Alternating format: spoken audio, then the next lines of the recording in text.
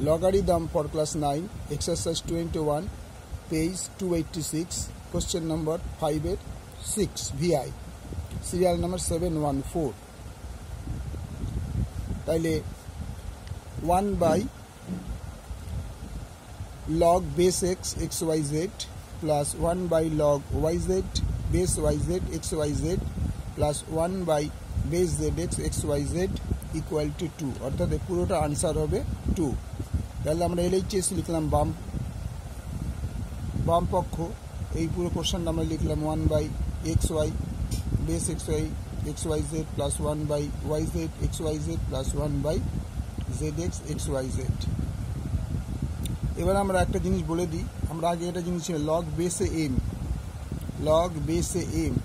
এর বদলে আমরা যদি mটাকে এখানে আনতে চাই আর এটাকে উপরে তুলতে চাই, অর্থাৎ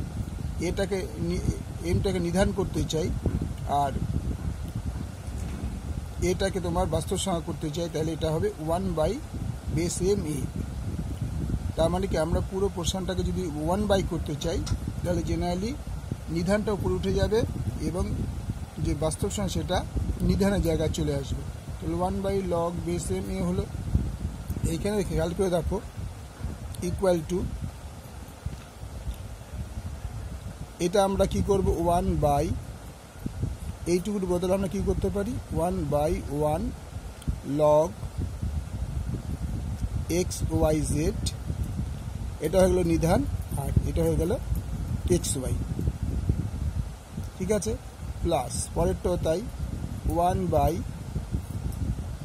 log যে বেসটা ছিল সেটা হয়ে গেল নিধান আর যেটা বাস্তব সংখ্যা সেটা হয়ে গেল yz plus 1 by log x y z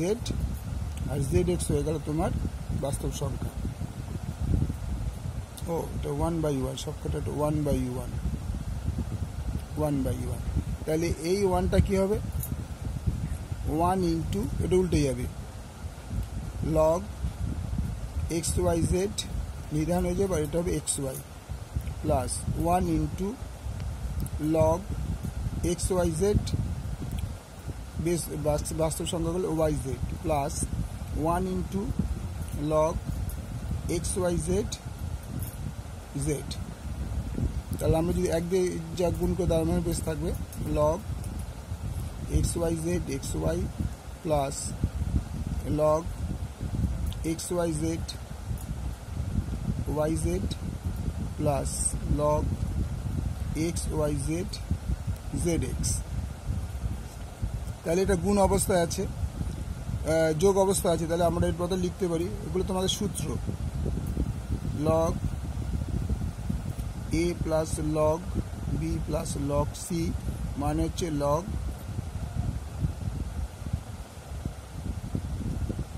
base a b plus জায়গাটা হচ্ছে না, এখানে বদল লেখা যায় log x y z টা যদি আমরা কমন নিয়ে নিই তাহলে তোমার দাঁড়াবে x y into y z into z x,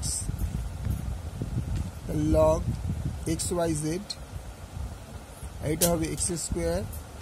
y square z square log x y z, এটা বলতে লিখতে পারি x y z তার স্কোয়ার। আমরা জানি তোমার বাস্তব সংখ্যার উপরে যে স্কোয়ারটা থাকে সেটা সামনে চলে আসবে, কি লেখা আছে 2 log x y z উপরে x y z equal to এই log বেসে বাস্তব সংখ্যা a যদি হয় তাহলে আনসার হবে 1, তাহলে এটা হচ্ছে 1, তার মানে 2 প্রুভড, প্রমাণিত। এখানে লিখে দাও LHS equal to RHS proved. Okay, thank you, like করো, শেয়ার করো, সাবস্ক্রাইব করো।